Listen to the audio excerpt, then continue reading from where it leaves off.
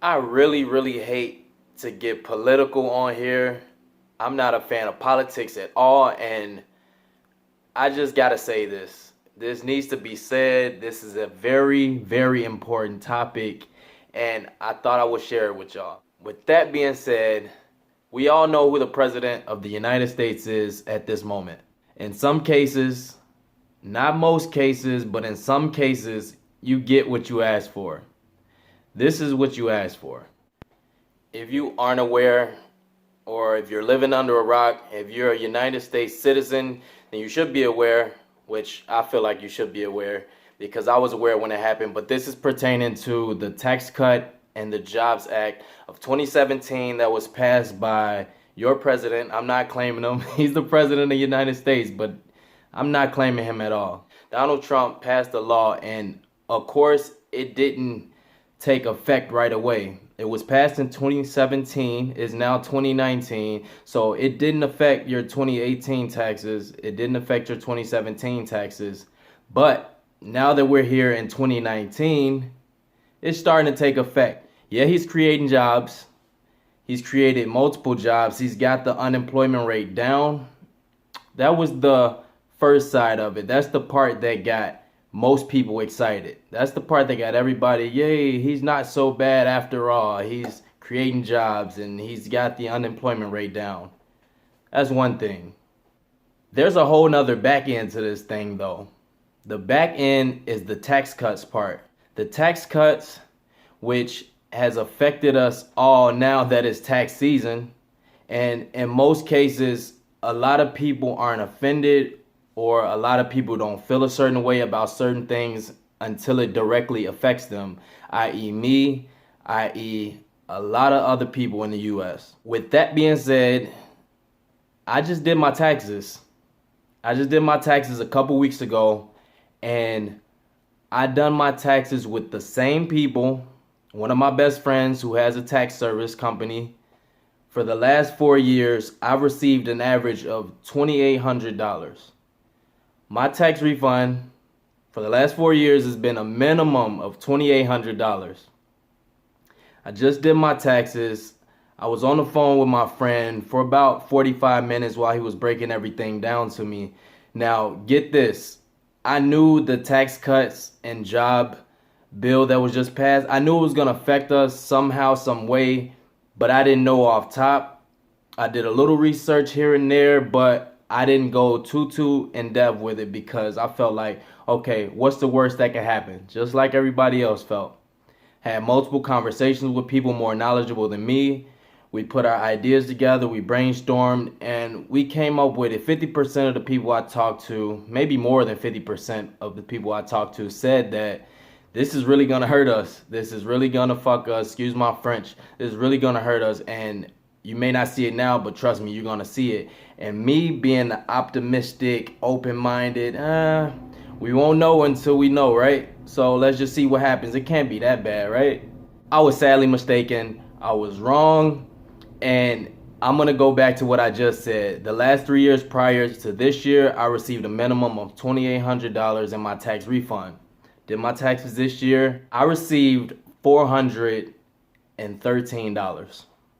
$413 in my tax refund. Nothing changed from my routine. I still had my 2 jobs. I still paid my taxes. Still had the same tax preparer. And what changed? How am I getting $413 in a tax refund compared to the prior 3 years of getting a minimum of $2,800? That's a question I had to ask myself. And I was on the phone with my friend and I couldn't do nothing but laugh. Like, I laughed, and I think I was laughing to cover up the hurt that I felt. Like, I felt really hurt inside because, as most Americans, I was looking forward to that big lump sum of money that rarely comes, and I pretty much spent it before I got it. I counted my chickens before they hatched, and that was my fault because that's something you shouldn't do. If you know anything, you know you shouldn't do that. But I was on the phone with him, and I laughed and I laughed and I laughed, and I said, you know what? I guess everybody was right that I talked to. I guess my optimism didn't work in my favor this time. So yeah, this guy has really done a number on us so far, and I don't want to put all the blame solely on him. We voted for him. I didn't vote for him. We, the American people, voted for him. I didn't vote because subconsciously I felt like, does my vote even matter? Or does any vote matter? From the American people, deep down inside, I felt like it was pointless, and I know I'm not alone in this. I felt like it's a waste of time, and people in power are going to do what they're going to do, and my vote just doesn't matter in the political realm anyway. But of course, I was triggered by seeing that $413 tax refund, and I just started digging. I've been online all day, been reading articles all day, and for the most part, I was right. For the most part, I was right, but I do think things can change. I'm optimistic, and I honestly feel like things can change. It's going to take a lot of work. It's going to take a lot of time, but they can change. So this is what I found while I was doing some of my research. I'm going to hit y'all with a couple statistics and a couple facts, and we can have this discussion. I found that most of the political power resides in lobbying. If you don't know what lobbying is, use Google, all right? I don't want to be your Webster right now, but I will say that most lobbyists are past congressmen or past political party members who are retired or leaving the political realm, and with that knowledge that they gained over the years, they use that as well as a bunch of money to help fund campaigns that are currently running or campaigns that have run in the past. I'll give you two more types of lobbyists: wealthy people and corporations. I will say this, not all wealthy people are lobbyists, not all corporations are lobbyists, but there are a handful of wealthy people and a handful of corporations that use their money, use their wealth in order to influence and sway a campaign. Corporate interests spend $34, okay? They spend $34 for every $1 a union or public interest, i.e. me and you, the average American citizen, spends in lobbying per year. That's crazy.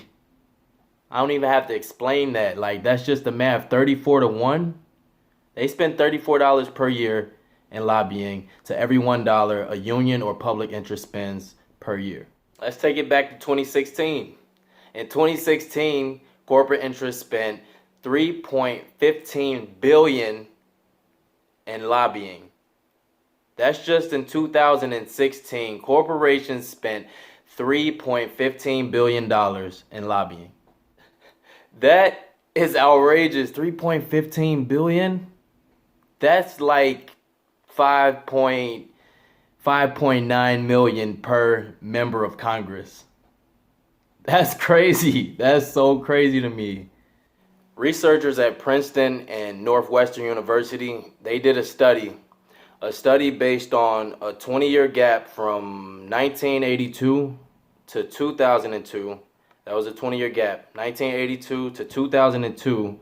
They did a study that said if large corporations and wealthy people wanted to influence, no matter what political party they were from, regardless of the political party, if they wanted to sway a law that they wanted passed, they had a 60% chance that that law would be passed. If they wanted the law passed, the wealthy and the large corporations had a 60% chance.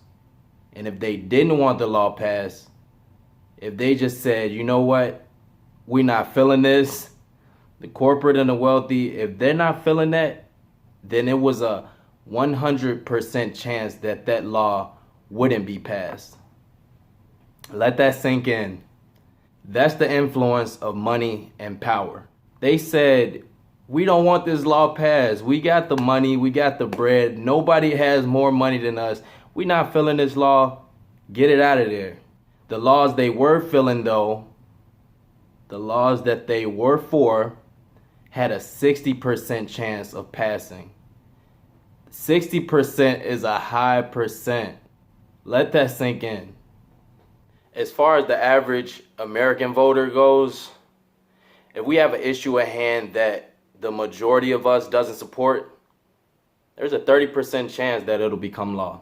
And if we have issues at hand that the majority of us does support, there's a 30% chance that it'll become law. So on average, the average American voter, we haven't influenced much, honestly. On average, we haven't influenced anything in the political arena. All wealthy, all corporations. Whoever has the most money wins, basically. Now, this might not be new to you. This might be new to you, but I'm just the messenger, and honestly, it's nothing new. This same thing, like the more things change, the more they stay the same. We've all heard that saying. This has been happening since the 1880s, 1890s. Like Theodore Roosevelt, we're going to take it back there. Theodore Roosevelt passed a law that prohibited money from corporations to influence the campaign. And where we at now? Look where we at now. Everything's been turned over, flipped upside down, and there's always a way. There's always a way. The people with the most money, they will find a way. And as sad as it is, I'm not sure what we can do about it. We've done a lot of things, a lot of great things over the years, honestly, like i.e. the Tea Party, i.e. Occupy Wall Street. Like, we've done things in the past, so that's why I'm still optimistic that things can change. But for right now, we are really in the thick of things, and all we can do is stay hopeful, and all we can do is try to protect our best interests. That's the whole thing with the American society. It is capitalistic. It is capitalism, and though it's a great thing, it can hurt a lot of people.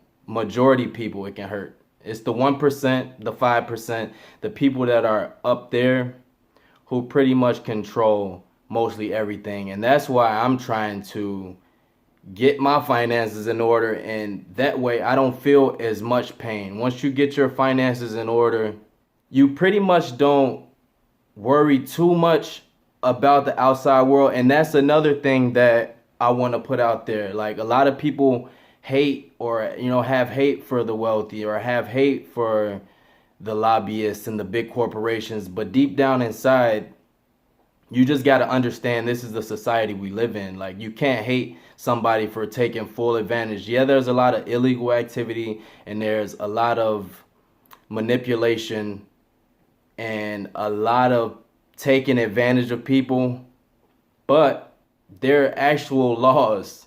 There are laws. Some of this stuff is legal, and they're just doing what America tells them to do. If you have the knowledge to do that, 9 times out of 10, you would do it. But there's got to be some morality with it. Like, I know that me, myself, personally wouldn't do that. I wouldn't take advantage of people. I wouldn't break up homes. I wouldn't leave single mothers in tears. I wouldn't leave anybody hurt. If I have billions of dollars, you know how much change you can make with $1 billion? You can make immense changes with $1 billion. That's what you can do with $1 billion. And hopefully it's for the good. Positive changes. If you found any of this valuable, like the video. If you have any questions, if you have any conversation topics, leave them down in the comments below. I want to hear your thoughts on this. If you found any of this valuable at all, subscribe to my channel. My name is Q, and I know if Q can make it happen, you can make it happen. I'll see y'all next video. Peace.